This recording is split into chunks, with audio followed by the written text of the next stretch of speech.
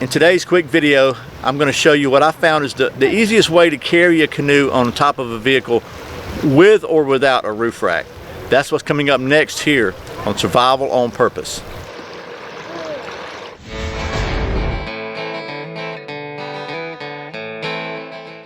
Welcome back to Survival on Purpose, your home for information and gear reviews related to camping, survival, and general preparedness for regular folks.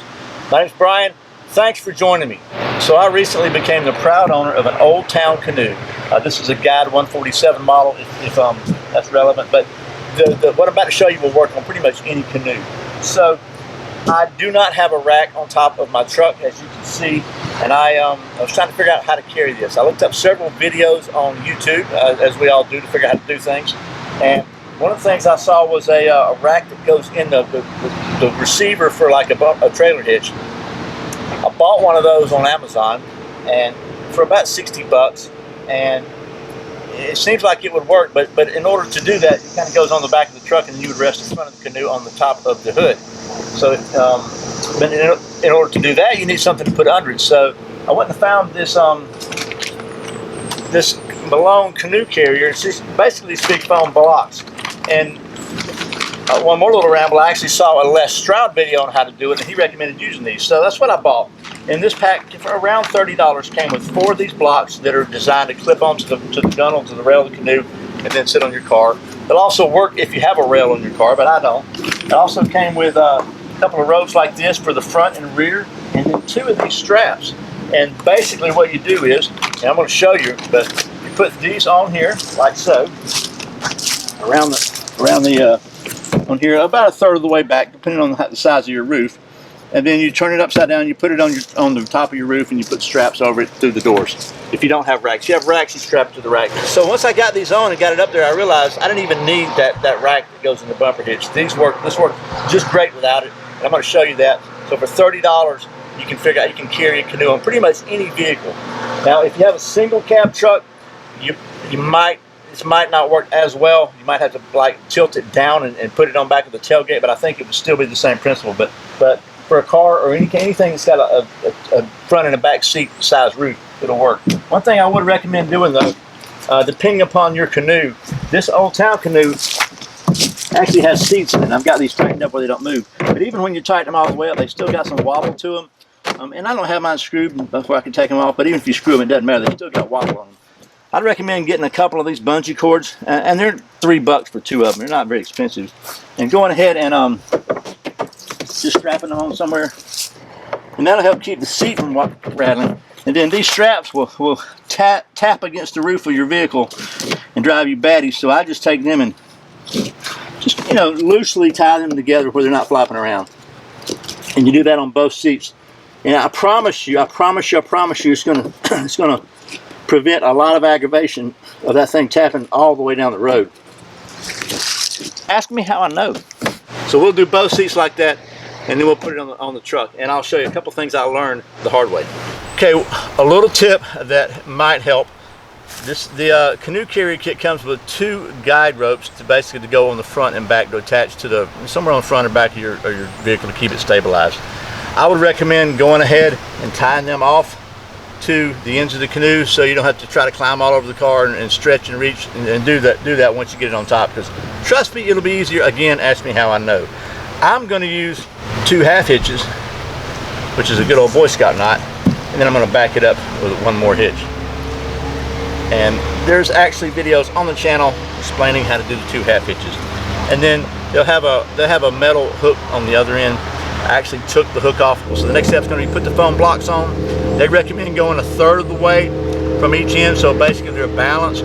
Okay, so since this canoe is about 15 feet and it says to go a third of the way from the end, we're going to say about 5 foot. In my case, my wingspan is about 5 foot, so we're going to put it somewhere about right here. And again, you're going to want to adjust this once you get on top of your vehicle anyway, and just stretch them out and put them on. They don't fit exactly conforming depending on your canoe. They're kind of one size fits all. So we're just going to go and do that. Same thing on the other side. Put 4 of these on, and then we'll put it ready to go on top of the truck. First of all, just make sure you've got all your stuff out of the canoe. By the way, seat or not, I really recommend this little pad for your rear end. It does help. So Get all your life preservers out, or your life vest, your paddles. Don't throw your paddles around. And now it's time to just pick it up and put it on the truck. Quick tip. I don't know if you'll notice, but I've got this thing oriented so the bow, the front of the canoe is towards the rear. So as the seats lay down, they're not blowing into the wind. They're not catching the wind, and that just seemed like a good idea to me. So what I recommend doing at this point in time, we're up on a hill here because that's the way it happened to work out. But when I loaded it at home, I was on flat ground. Either way, if you turn it upside down now and kind of hold it over your head, it'll make it a whole lot easier to put it on, I promise you. So what we're gonna do is just grab it by the rails here, pick it up, and just flip it over your head. Like so, just like that. And then you can just sideways walk down, sit on top of the vehicle, and just kind of slide it over so all 4 foam pads are on the roof. And once you get it up there, now it's easy. You just kind of adjust it where you want it. Okay, so the next step is going to be, you want the canoe to be balanced out. If you space the blocks out right, they're going to be kind of in the center. So first, just kind of adjust your canoe so it's kind of even on the roof. And you can just slide it around now, like so. And then I'm going to pull these blocks back out because the roof's got a lot of flex right here, but it's going to have less flex back here. So we're going to just spread the blocks out. And if you just lift the canoe up just a little bit, put your fist on it like that, it's really easy to move them. Okay, so now just make sure it's centered this way, both front and back, and then it's time to put the straps on. Okay, if you have a roof rack on your vehicle, then it's really simple. You just take these straps that come with it and you strap this to the roof rack. But if, like me, you don't, what you do is you take these straps that come with it, you take the non-buckle in, because you don't want this buckle banging around. Open both your doors and just throw it over the canoe. Okay, open both your doors and just throw it over the canoe. And what you want the strap to be lined up with the foam block here, so you don't put a lot of extra stress on the body of the canoe. So you do that on the front and back set of blocks. Make sure, I try to adjust the block so that, you know, that your strap won't be in this little curvature on your door out here. I will say that you got to pay attention to this weather strip in here when you tighten it up, because if you're not careful you can pull it loose. Ask me how I know, but it pops back on. So anyway, throw that over both of them, and then you're going to go the other side and just latch the buckle and tighten them up, and that's ready for the next step. Okay, actually I decided to reverse the straps so that the tail end wouldn't be hanging down on the driver's side. So you could go around the other side and throw them over. I'm just going to throw them over with the buckle and hope I don't break anything. And I think I'm going to be okay. So now let's buckle them up. Okay, so once you've got the buckle, and this thing comes with a little leather thing on it. I think that's for putting down on top of if you want to put this strap outside. I just ignore that and just squeeze the little lever here, the way these buckles work, and run the tail end through it. And like so. And then again, make sure that it's not twisted. That's really the toughest part of this. Kind of get this close to where you want on the edge of the door here. Make sure again your weather stripping is okay. It's in line with the block, and just pull it tight. And as you pull it tight, it's going to get tight and stay tight because it's got a friction lock on it. And there's that. Do the same thing on the front. Okay, so got both of them tight. I like to just take this tail end here on this one and just kind of tie it around out of the way somewhere. Happens to be a handhold here, just to keep it from flopping around in your face, which is why I put them on this side, because it's better to not be on the driver's side. Next step is to fasten the front and rear down, and you're good to go. Make sure it's tightened up. Okay, here's why I said to go ahead and tie this onto the front of the canoe. Tie your front and rear guidelines, because it's a lot easier to do this. Well, it should be. I got this thing all discombobulated up in here now. That's great. How'd that happen? Okay. A lot easier to do that than it is to try to tie it up there. So like I said, it comes with these little hooks, these little S hooks. Honestly, I take them off because I'd much rather just do a trucker's hitch. So I'm going to find something here. There's a hole down here to tie this to, like a towing hole. And you'll have to find whatever it is on your vehicle. You may want to use the S hook. In my case, I'd rather do a trucker's hitch. I like that better. As a recap, I did a video about this, but we're going to do another one for you. A trucker's hitch is just a really easy knot to use to tighten something up. And basically, you're going to take a slip knot, and whichever end is the running end, not the end that's tied, you're going to use it to pull through your slip knot. And you're going to create the slip knot like right here. Then you take your other piece that you've looped down through and you pull it up through, and then you can just tighten that up like so, right? Then you can squeeze it.